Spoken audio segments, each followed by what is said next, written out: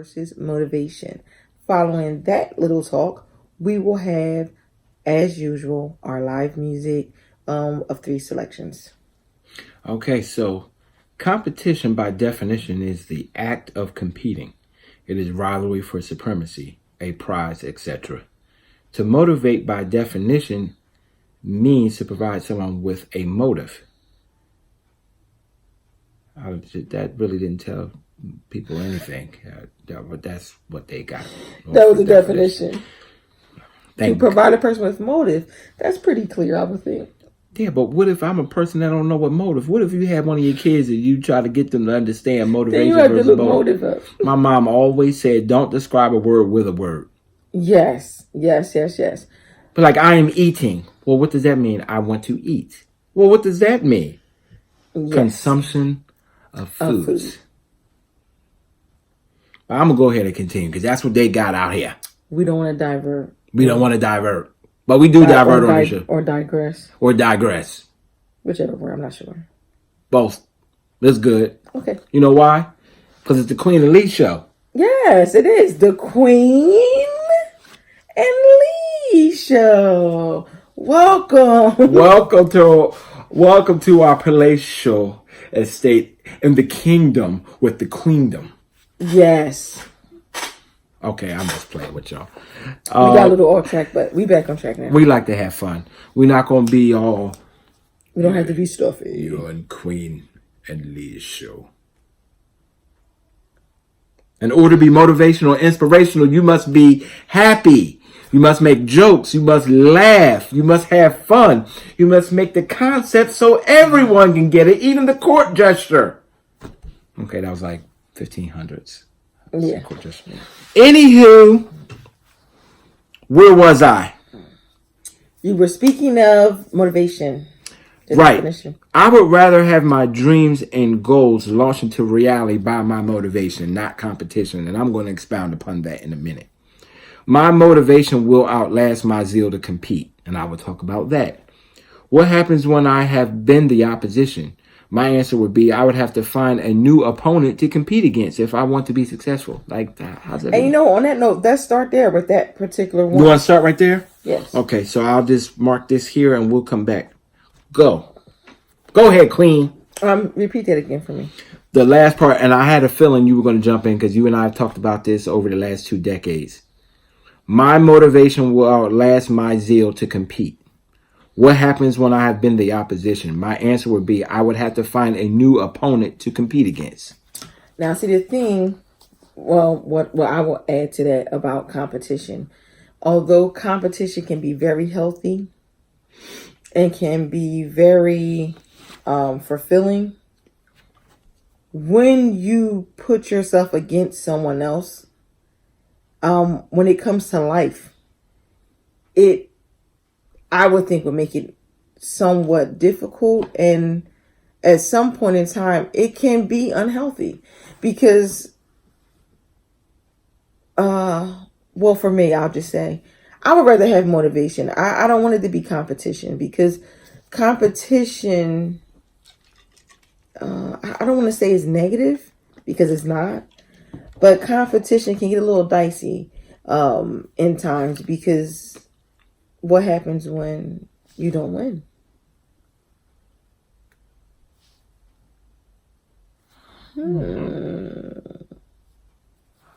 See, and that's when the difficulties of life can happen for a person who's used to being competitive and used to winning, and then when that particular time comes when they don't win, where does that leave you in life? And does it affect your motivation? I believe that it does, and it will. It will affect your motivation because, see, your motivation would be based upon winning. So when that is taken away, what does that leave you with? What happens when you have beaten everybody that's in your circle?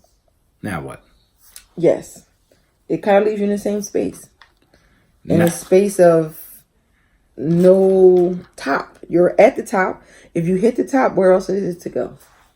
Not only that, so let's explore the social dynamics of beating everyone in your circle. You don't think somebody is going to look at you and say, you're a one-upper?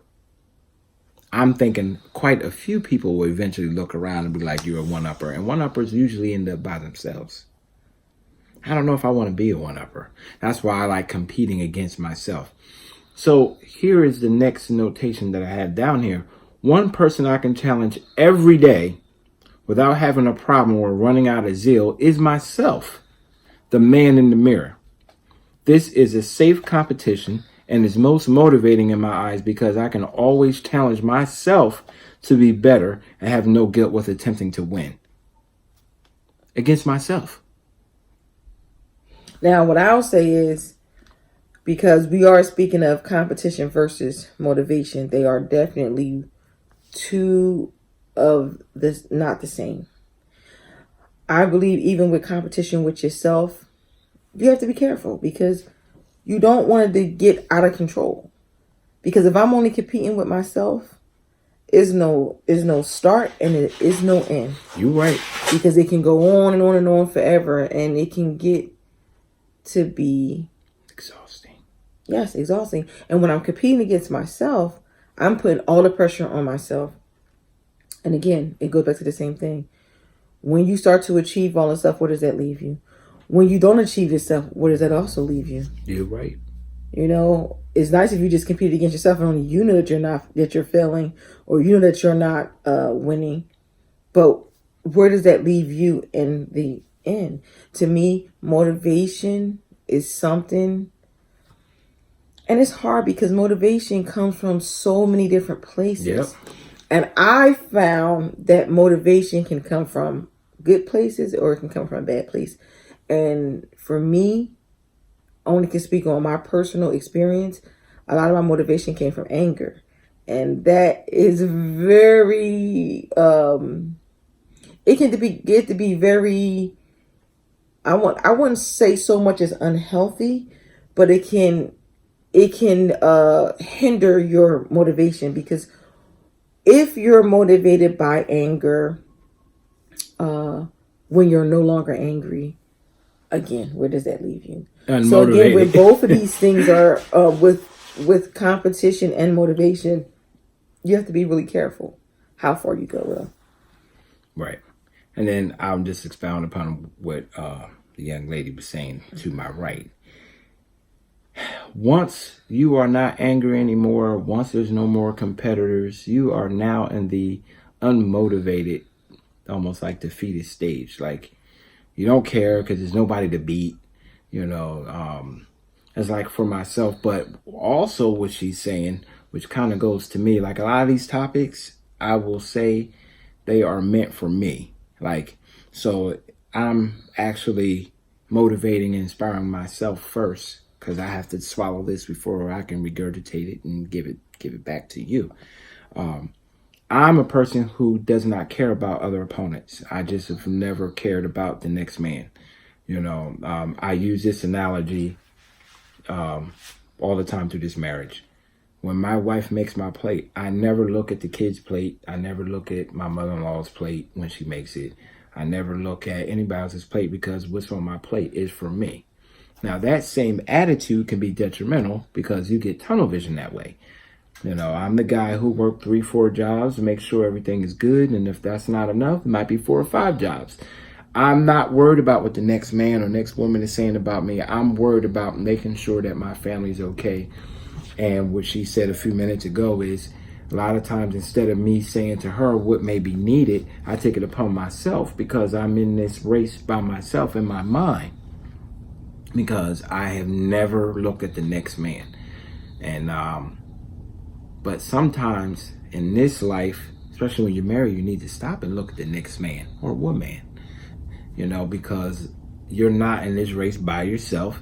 You don't have to kill yourself trying to run, you know, the relay race. A relay is just that. You relay it to the next person, and they take it as far as they could go. And then depends on how many folks you have in it. You might have 4 legs of this race that, you know, being handed off the baton to each individual.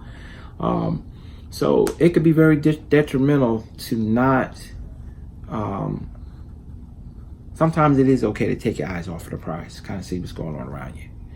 And I just word it that way. The final portion that was written down here in the notation was, I like the part that nobody can say, though, justifiably state that I think I'm better than them or us. I'm better than this group or that group. Because by the standards that we have just provided, I would be only in competition with myself. But I do like that part. Everything has to be done in moderation, though. Yes, I believe that. I know you like moderation. As soon as I say moderation, you usually jump on the word moderation. I really don't have much more to give on that topic. I mean, it's really black and white. I'd rather be motivated than be in a competition any day, because once the competition is over, what then motivates you to keep pushing? Unless you're in the off season and you're a true athlete, then, when you're in the off season after you get your break, you go back to training camp, and then you're mad maybe because you lost your title, or you weren't able to even contend with the title, depending on what sport it is. So that will motivate you that you lost. But I think also you should be motivated in your wins too.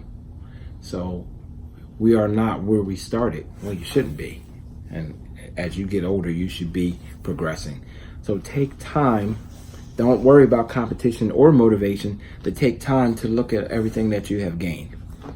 Don't look at it as wins or losses. Look at what you have gained in the process. And that too will add to your happiness. Yes.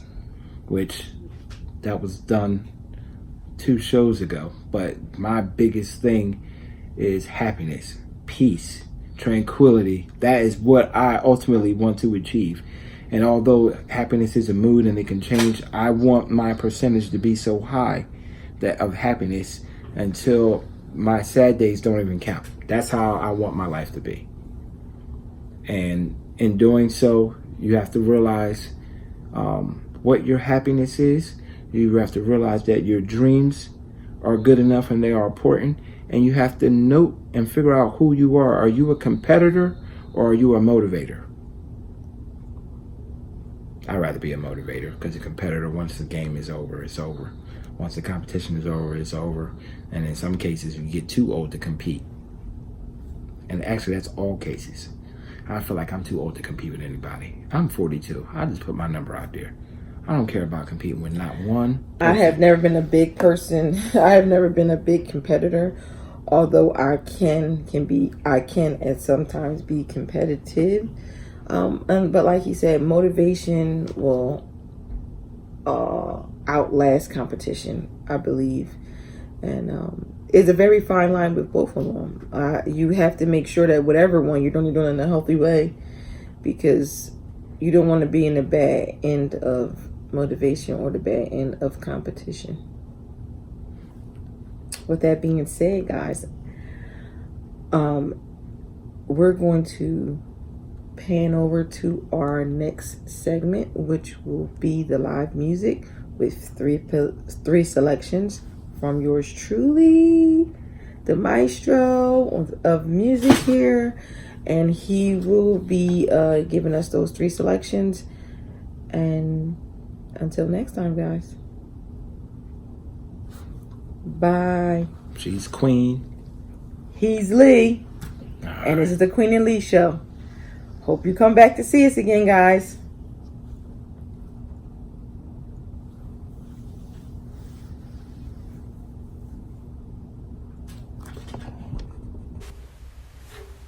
Let's get ready to sit back and listen to 4 instrumentals.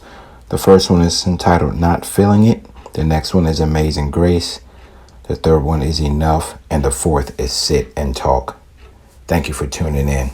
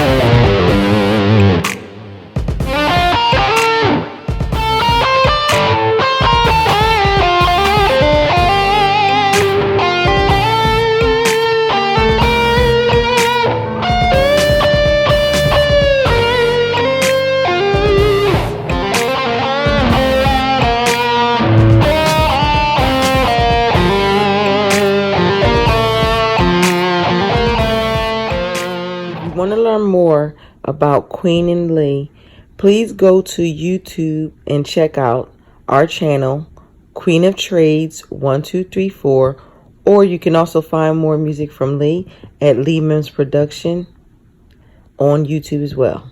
Thank you.